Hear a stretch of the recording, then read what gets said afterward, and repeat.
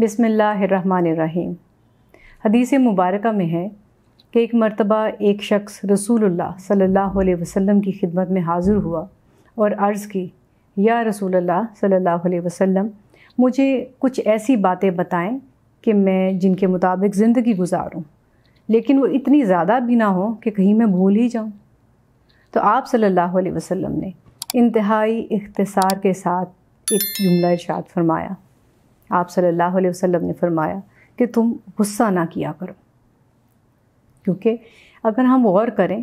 تو یہ غصہ ہی تو ہے کہ جو تمام انسانی خرابیوں کی جڑ ہے،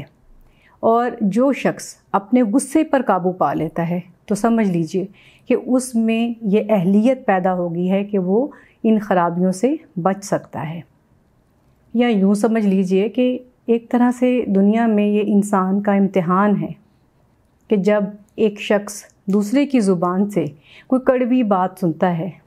تو اسے اس کڑوی بات کا اپنے اوپر یہ اثر نہیں ہونے دینا چاہیے کہ وہ بھی اپنے آپ کو غصے کی آگ میں جلا لے،